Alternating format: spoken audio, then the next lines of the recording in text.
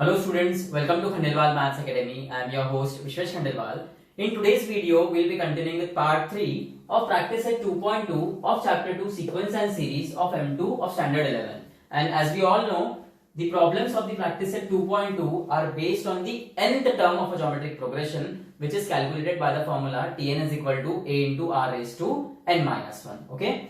So now continuing with the question number 51 for the part 3 of practice set 2.2. And what is the question? Find three numbers in a GP such that their sum is 13 by 3. मतलब उस geometric progression के जो three numbers रहेंगे उनका addition 13 by 3 आएगा and sum of their squares is 91 by 9. मतलब जो तीन numbers है उनके square का addition आएगा 91 by 9. अब देखो यहाँ पर बात हो रही है थ्री numbers की, भले यहाँ पर consecutive ये word नहीं यूज किया गया है ना, थ्री consecutive numbers ऐसा नहीं बोला है, फिर भी ये तीनों numbers consecutive numbers ही रहेंगे, यानी consecutive terms ही रहेंगे. ओके ऐसा नहीं कि कोई भी रैंडम टर्म्स रहेंगे कि हाँ एक रहेगा T1, एक रहेगा T5, एक रहेगा T10, ऐसा नहीं रहेगा. कॉन्जिक्यूटिव रहेंगे, मतलब तीन का पूरा ग्रुप रहेगा T1, T2, T3 बराबर है, T5, T6, T7, T10, T11, T12. Okay तो ये जो तीन नंबर्स आएंगे ये कॉन्जिक्यूटिव ही रहेंगे और सिर्फ थ्री के लिए नहीं, यदि ये फोर नंबर्स भी बोलते या फाइव नंबर्स भी बोलते तो वो कॉन्जिक्यूटिव नंबर्स ही रहते थे. ओके तो सबसे पहले हम three consecutive numbers of this GP लेंगे. Let the three consecutive numbers of the GP be A upon R, A and A into R. Okay? जरूरी नहीं कि आपको ऐसे ही तीन consecutive terms लेना है, आप पहला टर्म ए भी ले सकते हो, दूसरा ए इंटू आर और तीसरा ए इंटू आर स्क्वायर ऐसा भी ले सकते हो. ओके अब देखो यहाँ पर पहली कंडीशन क्या है, देयर सम इज 13 by 3. मतलब ये A upon R plus A into R is 13 by 3. और इस इक्वेशन में जो लेफ्ट हैंड साइड है वहां पे हर टर्म में ए प्रेजेंट है, सो ए कॉमन निकाल लेंगे हम. तो क्या बच गया, पहले टर्म में से ए निकल गया तो बच गया 1 अपॉन आर, प्लस दूसरे टर्म में से ए निकल गया तो वहां पे कुछ भी नहीं तो 1 बचेगा, और तीसरे टर्म में से ए निकल गया तो बच गया आर. इसे आप 1 नाम दे दो क्योंकि इसको आगे फर्दर हम नहीं सिंप्लीफाई कर पाएंगे. ओके अब सेकंड कंडीशन क्या है, sum of their squares is 91 by 9. Sum of their squares, अगर हिंदी में इसको ट्रांसलेट करो तो उल्टा पढ़ेंगे हम लोग, क्या कि उनके स्क्वायर का सम, मतलब ये जो थ्री कॉन्जिक्यूटिव नंबर्स है इनके स्क्वायर का एडिशन. तो इनके स्क्वायर क्या आएंगे, ये A upon R whole bracket square plus A square plus A R square. So देखो इनके स्क्वायर्स का एडिशन 91 by 9 है. बहुत से बच्चे इसको ऐसा लिख देते हैं,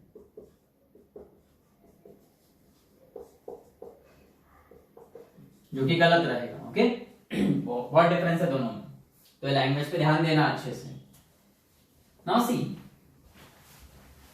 ए का स्क्वायर ए स्क्वायर, आर का square r square plus this is a square plus A square into r square is 91 by 9. अब इस इक्वेशन के एलएचएस पार्ट में ए स्क्वायर कॉमन है हर टर्म में, तो ए स्क्वायर बाहर निकाल लेंगे तो बच गया पहले टर्म में 1 अपॉन आर स्क्वायर, प्लस दूसरे टर्म में से ए स्क्वायर निकल गया तो बचेगा 1, तीसरे टर्म में से ए स्क्वायर निकल गया तो बच गया आर स्क्वायर. इसे आप 2 नाम दे दो. ओके अब देखो हमें यहाँ दो इक्वेशन मिल गए. ओके अब आमतौर पे ज्योमेट्रिक प्रोग्रेशन सॉल्व करते वक्त जब दो इक्वेशन मिलते हैं तब हम उन्हें डिवाइड करते हैं. ओके उसमें से हमें या तो ए या तो आर का वैल्यू मिल जाता है. पर यहाँ पर आप देखोगे यदि आप इनको डिवाइड भी करते हो तो ए स्क्वायर अपॉन ए होगा, फिर भी ए बचेगा, और ये टर्म और ये टर्म इनका डिवीजन पॉसिबल नहीं है. फिर हम क्या करेंगे, तो अगर आप गौर करते हो सेकंड इक्वेशन पे, तो सेकंड इक्वेशन में एलएचएस में एक टर्म है ए स्क्वायर, वही फर्स्ट इक्वेशन में एलएचएस में एक टर्म है ए. ओके अब सेकंड इक्वेशन में सॉरी एलएचएस में 1 अपॉन आर स्क्वायर वाला टर्म है. ओके तो फर्स्ट इक्वेशन में एलएचएस में 1 अपॉन आर वाला टर्म है, और सेकंड इक्वेशन के एलएचएस में आर स्क्वायर वाला टर्म है, तो फर्स्ट इक्वेशन के एलएचएस में आर वाला टर्म है. मतलब कहीं ना कहीं इनके स्क्वायर में प्रेजेंट है, यहाँ पर एग्जैक्ट स्क्वायर नहीं प्रेजेंट है पर कुछ कुछ टर्म्स के स्क्वायर प्रेजेंट है. तो हम क्या करेंगे अब यहाँ पे, squaring on both sides the equation 1, देखते हैं उससे क्या होगा.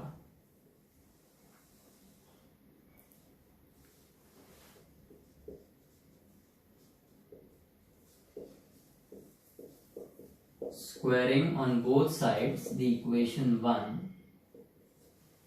So this will be a into 1 upon r plus 1 plus r whole bracket square is 13 by 3 का square. This will be a square into 1 upon r plus 1 plus r whole bracket square is 13 का square 169 और 3 का square 9. अब देखो ये है a plus b plus c whole bracket square बराबर है. इसको बहुत से बच्चे ऐसा लिख देते हैं 1 upon r plus 1 plus r whole bracket square is 1 का स्क्वायर 1 r का स्क्वायर r स्क्वायर 1 का स्क्वायर 1 और r का स्क्वायर r स्क्वायर. ये ऐसा लिख देते हैं. ये ऐसा नहीं होता है. a plus b whole bracket square a square plus 2ab plus b square होता है, ना कि a square plus b square होता है. तो वैसे ही ये तो a plus b plus c है. सो आप ऐसा नहीं लिख सकते हो इसको. a plus b plus c whole bracket square is not equal to a square plus b square plus c square. उसका एक फॉर्मूला है. ओके, तो फॉर्मूला क्या है देखो. ये हो जाएगा a square a plus b plus c whole bracket square is a square plus b square plus c square plus 2 into a into b plus 2 into a into c plus 2 into b into c. Okay, is equal to 169 by 9. और formula लिखना पड़ेगा हमें भैया since a plus b plus c whole bracket square is a square plus b square plus c square plus 2ab plus 2bc plus 2ac. So now this will be a square 1 का square 1 r का r square 1 का square 1 और ये r का r square. इसे ये तीन terms को एक ब्रैकेट में लिख लो प्लस. ऐसा क्यों किया हमने? ये जो बाद के तीन टर्म्स दिख रहे हैं, ठीक है, पहले इनको अच्छे से लिख लेते हैं. 2 into 1 into 1 is 2 by r plus 2 ये r cancel 2 into 1 is 2 plus 2 into 1 into r is 2r. ये देखो बाद के जो ये तीन टर्म्स है ना, इनमें 2 कॉमन है सब. सो हम क्या करेंगे, ये हो गया a square into 1 upon r square plus 1 plus r square और 2 कॉमन निकालेंगे तो बच जाएगा 1 upon r plus 1 plus r. और अब आप ये a स्क्वायर इन दोनों ही टर्म से मल्टीप्लाई करो. तो ये हो जाएगा a square into 1 upon r square plus 1 plus r square plus 2a square into 1 upon r plus 1 plus r is 169 by 9. And now देखो a square into 1 upon r square plus 1 plus r square का value है हमारे पास 91 बाय 9. हाँ, 2 into A square into 1 upon r plus 1 plus r का नहीं है वैल्यू. हाँ, लेकिन a into 1 upon r plus 1 plus r का है. तो 1 upon r plus 1 plus r तो प्रेजेंट है और यहाँ पे a स्क्वायर प्रेजेंट है तो a के इसको दे दो. तो ये हो जाएगा 2a into a into 1 upon r plus 1 plus r is 169 by 9. And then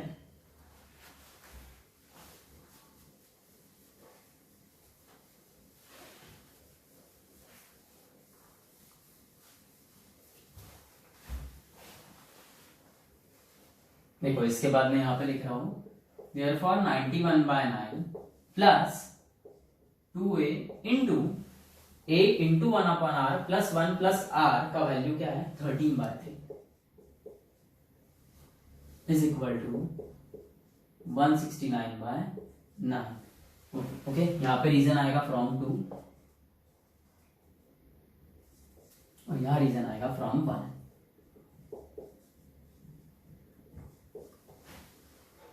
देखो ये 91 बाय 9 लेफ्ट साइड में है, राइट में जाएगा सब्ट्रैक्ट होगा. This will B 2a into 13 by 3 this is 169 by 9 minus 91 by 9 and therefore ठीक है, ये इक्वेशन 1 ध्यान में रखना है आपको. इक्वेशन 1 इक्वेशन 2 क्या थे. so this is 2a into 13 by 3 169 minus 91 by 9. Denominator same तो डायरेक्ट सब्ट्रैक्शन हो गया 169 minus 91, this is 2a into 13/3. 169 minus 91, 9 minus 1 is 8, okay, and 16 minus 9 is 7.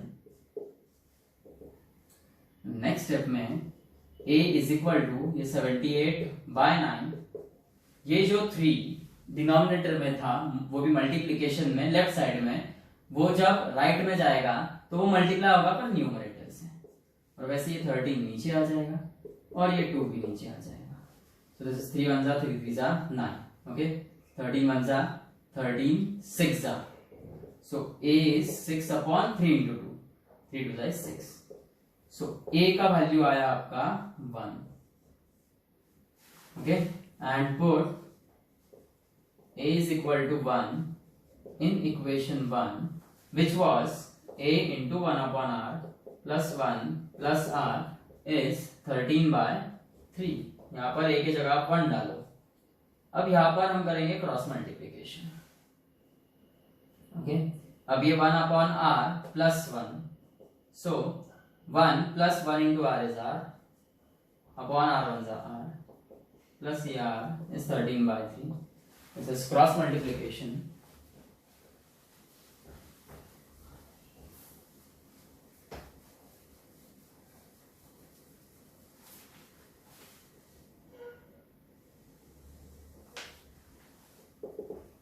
Again cross multiplication. 1 plus r into r is r square, upon यहाँ पे कुछ नहीं था, मतलब denominator में 1, r1 जा r is equal to 13/3. 3 ये साइड मल्टीप्लाई हो जाएगा, 3 into 1 plus r square is equal to, ये जो r लेफ्ट हैंड साइड में डिनोमिनेटर में है, ये राइट हैंड साइड में न्यूमरेटर से जाके मल्टीप्लाई हो जाएगा. So this is 3r square plus 3r plus 3 is equal to 13r. और अब ये जो 13r राइट साइड में, ये लेफ्ट में आएगा तो माइनस 13r होगा. So this is 3r square minus 10r plus 3 is 0. Quadratic equation in r हो गया ये, इसको फैक्टराइजेशन मेथड से सॉल्व करेंगे.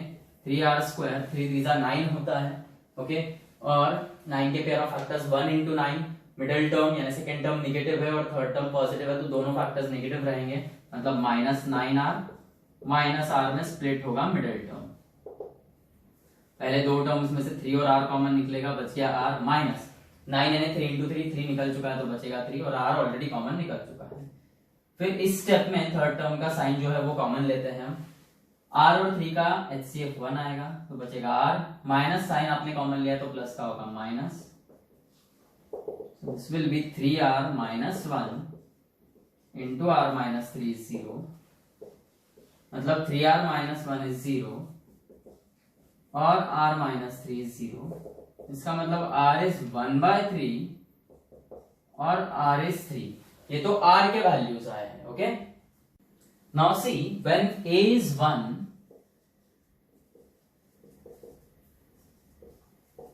and r is 1/3, so a upon r क्या आएगा, 1/1/3 यानी 1 into 3/1 actually, which is 3.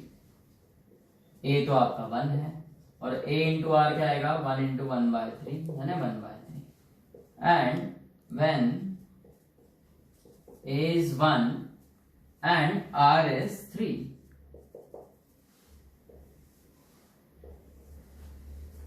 so a upon r क्या रहेगा आपका, 1/3. a is 1 and a into r is 1 into 3 is 3.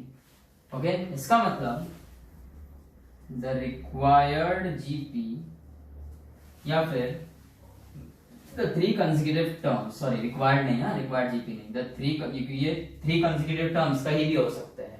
required GP अगर बोलेंगे तो वो T1 T2 T3 ऐसे ही आना है. required GP बोला मतलब फर्स्ट टर्म से लेना पड़ता है, और यहाँ पे 3 consecutive terms ये कहीं भी हो सकता है GP में, ओके, पर consecutive रहेंगे. the 3 consecutive terms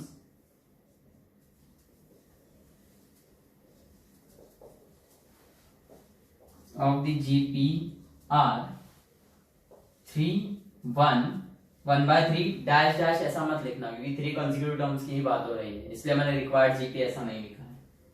और 1/3 1 and 3. Okay. Sum number 52 देखो, find 4 numbers in GP such that their product is 1 and sum of the middle two terms is 10/3. अब देखो, जैसे मैं पिछले सम में आपको बता चुका हूँ कि भले ही कॉन्जिक्यूटिव ये वर्ड नहीं यूज किया गया रहा, फिर भी जब भी ये 3 नंबर्स या 4 नंबर्स या 5 नंबर्स की बात करेंगे तो वो कॉन्जिक्यूटिव नंबर्स रहेंगे, रैंडम नंबर्स या रैंडम टर्म्स नहीं लोगे आप. Okay, so now see, late the 4 consecutive numbers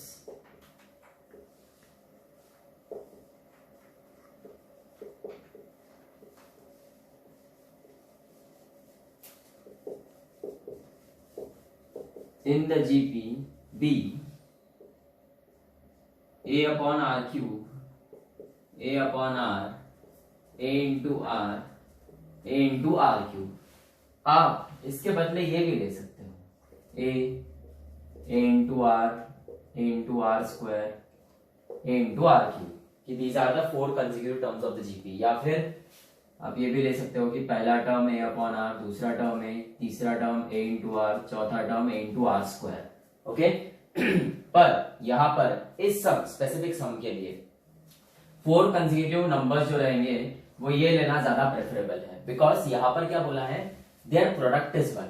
तो जब हम इनका प्रोडक्ट करने जाएंगे तो देखो r क्यूब r कैंसिल होगा, मतलब सिर्फ टर्म इन a बच जाएगा, a रेज टू 4 इज 1, जिससे हमारा आंसर जल्दी आ जाएगा. ओके, जबकि आप यहाँ पर इनका मल्टीप्लीकेशन अगर करते हो तो हमारे पास टर्म इन a भी बचेगा और टर्म इन r भी बचेगा. a raise to 4 into r raise to 6 हो जाएगा. वो देखो, a raise to 4 into r raise to 6 is 1 हो जाएगा. यहाँ पे करोगे तो सिर्फ एक एक r कैंसिल हो गए, फिर भी r स्क्वायर बच ही जाएगा. बराबर है. सो इस स्पेसिफिक सम के लिए let the 4 consecutive terms in the GP be a upon r cube, a upon r, a into r and a into r cube. Okay, now see, first condition क्या है, their product is 1.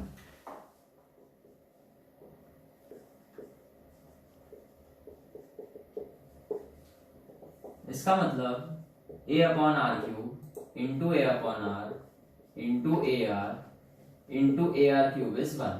r cube cancel, r cancel, a into a into a into a is a raise to 4 which is 1.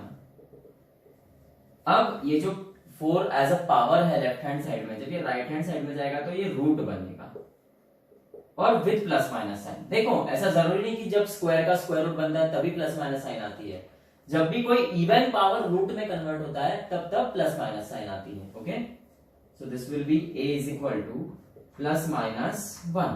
Okay, ये आ गया आपका a का value, या तो plus 1 हो सकता है या तो माइनस 1 हो सकता है. अब सेकेंड कंडीशन क्या है, sum of middle two numbers is 10/3.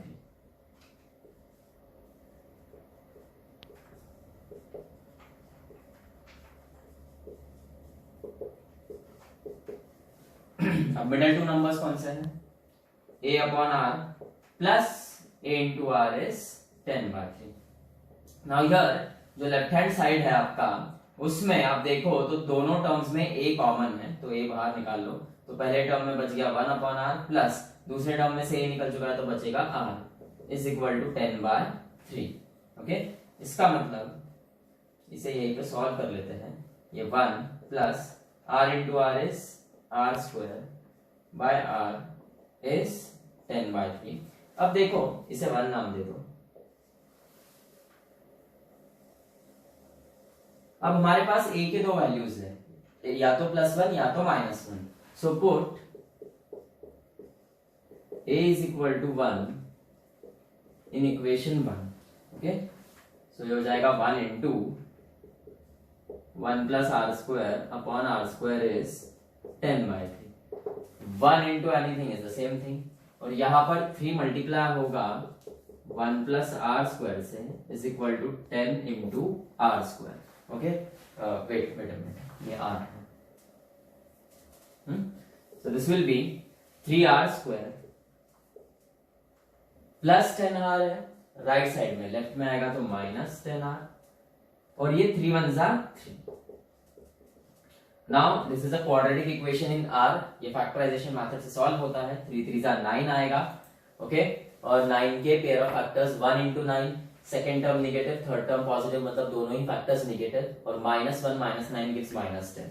तो यहाँ पे हम इस -10 को स्प्लिट करेंगे as -9 minus r plus 3 is 0। अब देखो ये जो पहले दो टर्म्स दिख रहे हैं आपको, यहाँ से 3 और r कॉमन निकलेगा तो बच गया एक r माइनस r निकल चुका है 9 यानी 3 into 3, so this will B 3। इस स्पेसिफिक स्टेप में जो थर्ड टर्म है उसका साइन कॉमन लेते हैं हम लोग, तो यहाँ पर थर्ड टर्म जो है वो माइनस r है, उसका माइनस साइन कॉमन लिया। r और 3 में कुछ भी कॉमन नहीं है तो उनका HCF आएगा 1, बचेगा r, माइनस साइन आपने कॉमन लिए तो प्लस का हो जाएगा माइनस और ये 3। इसका मतलब 3r minus 1 into r minus 3 is 0, therefore 3r minus 1 is 0 और r माइनस 3 0। इसका मतलब r इज 1/3 और r इज 3। ओके, सो इसका ये मतलब है कि when a is equal to 1 तब r आप 1/3 भी ले सकते हो और r एज आप 3 भी ले सकते हो। अब जब a माइनस 1 होगा तब क्या?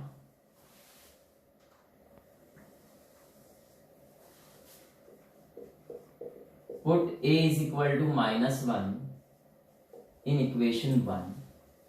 So here a के जगह -1, ये 1 plus r square by r is equal to 10/3.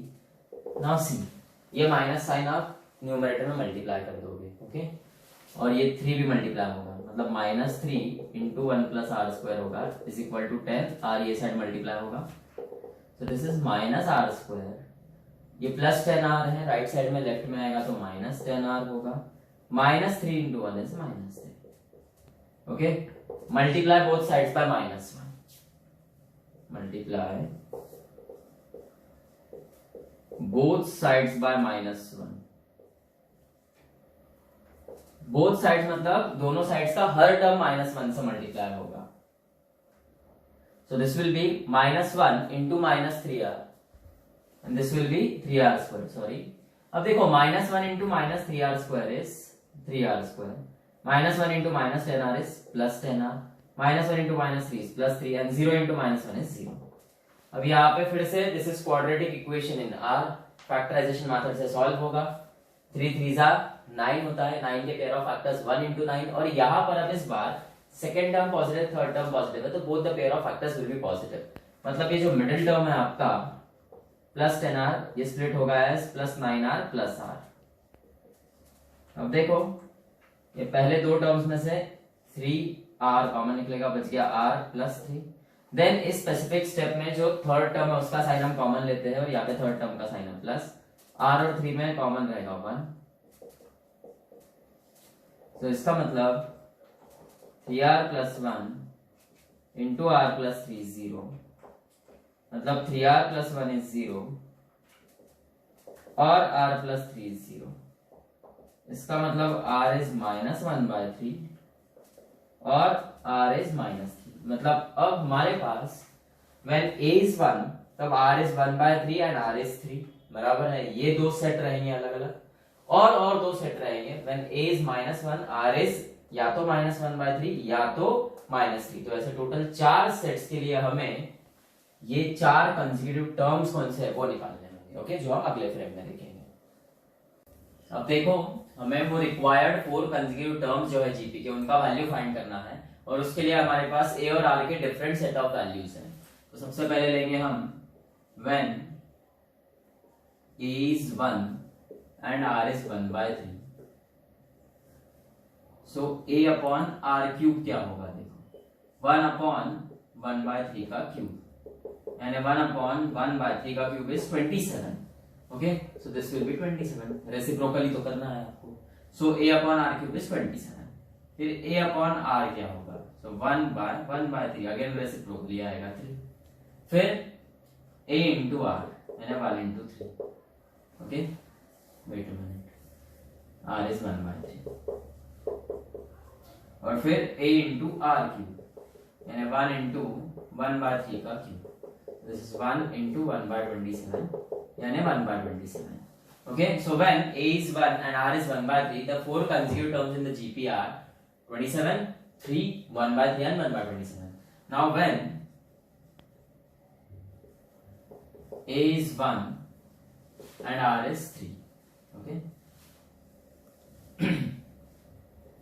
so a upon r cube is 1/3 cube, तो 3 का क्यूब 27, then 1/r यानी 1/3, सॉरी a/r, फिर a into r यानी 1 into 3, and then a into r cube यानी 1 into 3 का cube, and 3 का cube is 27, 27 into 1 is 27. So when a is 1 and r is 3, then the four consecutive terms of the GP are 1/27, 1/3, 3 and 27. इसके बाद और दो set of values थे हमारे पास of a and r, और वो ये था when a is -1 and r is -1/3. So a upon r cube will be -1 upon -1/3 का क्यूब. This is -1. माइनस का क्यूब माइनस ही होता है, 1 का क्यूब 1 और 3 का cube 27. So this will be again, ये माइनस माइनस कैंसिल आउट हो जाएगा, तो बचेगा 1/1/27 यानी 27. ओके, फिर a upon r यानी -1 upon -1/3, माइनस माइनस कैंसिल, बचेगा 1/1/3 which is 3. Then a into r यानी -1 into -1/3, minus into minus plus 1 into 1/3 is 1/3, and then a into r cube यानी -1 into -1/3 का क्यूब यानी -1 into माइनस का cube minus 1 का cube 1, 3 का cube 27, minus into minus plus, this is 1/27. Now when a is -1 and r is -1/3, the required four consecutive terms of the GP are 27, 3, 1/3 and 1/27. Okay, so देखो a is equal to 1 and r is equal to 1/3 and a is equal to -1 and r is equal to -1/3 के लिए same set of four consecutive numbers आ रहे हैं. और अब fourth set बाकी हमारा वो है when a is -1 and r is -3. So a upon r cube होगा -1 upon -3 का क्यूब यानी -1 upon माइनस का क्यूब -3 का क्यूब 27, माइनस माइनस कैंसिल, ये बचेगा 1/27. Then a upon r just -1 by -3, minus minus cancel, 1/3 बचेगा. फिर a into r यानी -1 into -3, minus into minus plus, 3 1 जा 3, and then a into r cube -1 into -3 का cube which is -1 into -27 which is 27. अब आपको final answer लिखना है. Okay,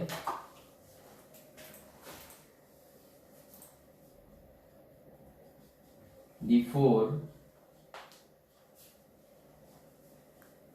consecutive terms of the GP are 27, 3, 1/3, 1/27 or 1/27, 1/3, 3 and 27. Okay, sum number 53 देखो. Three numbers are in AP and their sum is 21. If first and second are decreased by 1 each and the third is increased by 7, they form a GP. Find the numbers in AP. अब देखो 3 numbers की बात हो रही है, मतलब 3 consecutive numbers है. Let the 3 consecutive numbers in the AP be a minus t, a and a plus t. Given condition क्या है? Their sum is 21.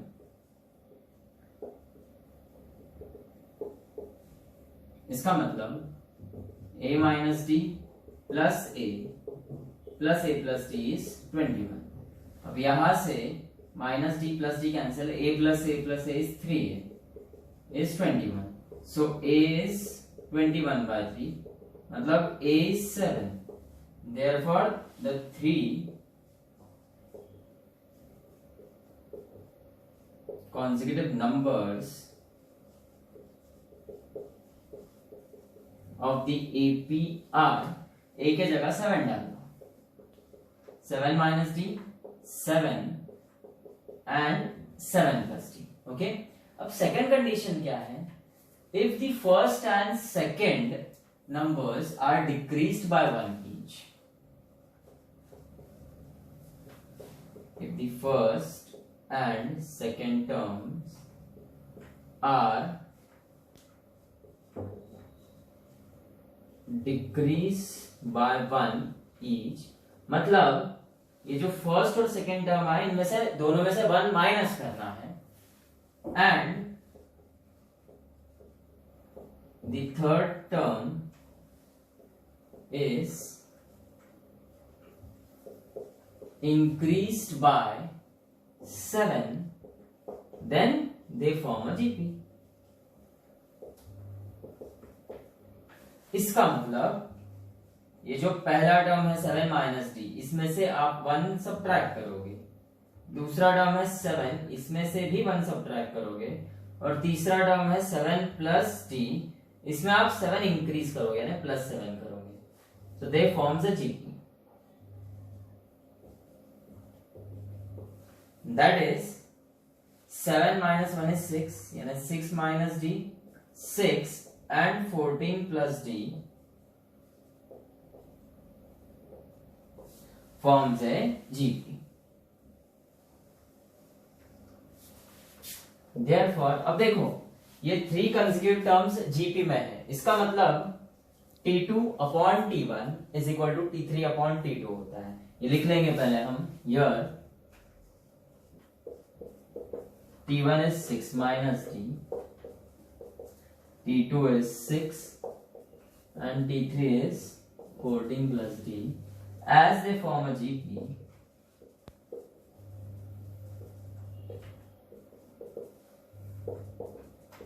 T2 upon T1 is T3 upon T2. T2 is 6 upon T1 is 6 minus D. T3 is 14 plus D and T2 is 6. This 6 into 6 होगा ये, and this is 14 plus D into 6 minus D. This 6 6 are 36. 14 into 6 is 84. 14 into minus D is minus 14D, plus D into 6 is plus 6D. Plus into minus, minus d into d is d square. So this is 36 is equal to 84. Minus 14d plus 6d कितना होगा? Minus 8d minus d square. अब क्या करो, ये RHS में जितने भी terms दिख रहे हैं ना आपको, सब LHS में लेके, तो माइनस d स्क्वायर हो जाएगा प्लस d स्क्वायर, माइनस 80 होगा प्लस 8d, और ये जो प्लस 84 है वो होगा minus 84. So this will be d square plus 8d plus 36 minus 84. एक नंबर का साइन पॉजिटिव है, एक का नेगेटिव, तो सब्ट्रैक्शन ही होगा, बड़े में से छोटा माइनस होगा, पर साइन बड़े नंबर की आएगी. ओके, एंड 84 माइनस 36 देखो क्या आता है, 14 हो जाएगा. This is 8, it is 48. Now this is a quadratic equation in D. Okay, so अब जो क्वाड्रेटिक टर्म है आपका डी स्क्वायर, उसका कोएफिशिएंट तो 1 है, तो डायरेक्ट जो कांस्टेंट टर्म है 48 उसके पेयर ऑफ फैक्टर्स लेंगे. अब 48 के पेयर ऑफ फैक्टर्स कौन कौन से आते हैं देखो तो, 1 into 48, 2 into 24, 3 into 16, 4 into 12. Okay, और फिर 6 into 8. अब यहाँ पर सेकेंड टर्म नेगेटिव, पॉजिटिव और थर्ड टर्म नेगेटिव है, इसका मतलब कोई एक फैक्टर नेगेटिव रहेगा, और सेकेंड टर्म पॉजिटिव होने की वजह से छोटा फैक्टर नेगेटिव रहेगा. और किसका आंसर प्लस 8 आएगा? 12 minus 4. So here this will B D square plus 12d minus 4d minus 48 is 0. पहले दो टर्म्स में से d कॉमन निकलेगा तो बच गया d प्लस 12. देन इस स्टेप में जो थर्ड टर्म है उसका साइन कॉमन निकलेगा माइनस, और 4 और 48 का HCF है 4, तो ये बचेगा d, माइनस साइन कॉमन निकला तो माइनस का plus, and this is 12. So this is d minus 4 into d plus 12 is 0, मतलब d माइनस 4 इज 0 और d प्लस 12 इज 0. इसका मतलब d रहेगा या तो 4 या तो माइनस 12. अब देखो हमें d इज इक्वल टू 4 के लिए भी ये 3 कॉन्सेक्यूटिव टर्म्स का वैल्यू निकालना है, और d is equal to minus 12 के लिए भी इन 3 कॉन्सेक्यूटिव टर्म्स का वैल्यू निकालना है जो नेक्स्ट फ्रेम में देखेंगे. Okay, now see when d is equal to 4, so ये 3 consecutive terms क्या आएंगे? 7 minus d is 7 minus 4 यानी 3, then 7 ही है. ओके, और 7 plus d यानी 7 plus 4 11, and when d is equal to minus 12, so 7 minus d यानी 7 minus of minus 12, minus into minus plus 12 plus 7 is 19. Okay, then 7 और फिर 7 plus d यानी 7 plus minus d. This is 7 minus 12 which is minus 5. Okay, अब देखो एक बार verify कर लेंगे answer सही आता है क्या. अब हमारे 3 कॉन्सिक्यूटिव टर्म्स क्या है? 3 7 11. क्या बोला था? इनका सम क्या आएगा? 21. अब देखो 3 plus 7 क्या होता है?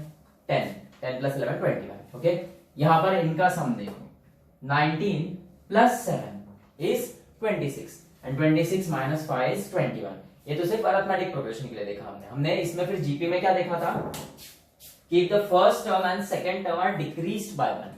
अब ये फर्स्ट टर्म और ये सेकंड टर्म है, they are decreased by 1, मतलब देखो ये हो जाएगा फिर 2, ये हो जाएगा 6 और the third term is increased by 7 यानी ये हो जाएगा 18. तो दे फॉर्म अ जीपी. और हमने देखा था जीपी में क्या होता है, फिर ये जो मिडिल टर्म रहता है उसका स्क्वायर है ना, t2 into t2 यानी t2 square is equal to t1 into t3. 6 का स्क्वायर क्या होता है? 36 और 18 टू भी 36. ठीक है, मतलब ये जीपी के पैरामीटर पे भी सही आ रही है वैल्यूज. और वैसे ही जो हमारा सेकंड सेट ऑफ वैल्यूज आया है, first and second term are decrease by 1 यानी हो जाएगा 18 और ये हो जाएगा 6 and the third term is increased by 7. अब -5 + 7 यानी 2 होगा. तो देखो 6 का स्क्वायर क्या आता है? 36 और 18 टू 36. मतलब ये जो हमारे रिक्वायर्ड सेट ऑफ वैल्यूज आए हैं, ओके, ये सही है. ओके, तो फाइनल आंसर लिखना है हमें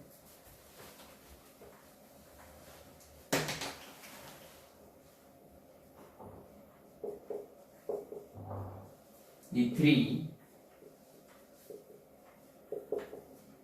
consecutive terms of the AP are 3 7 11 or 19 7 minus 5. Okay.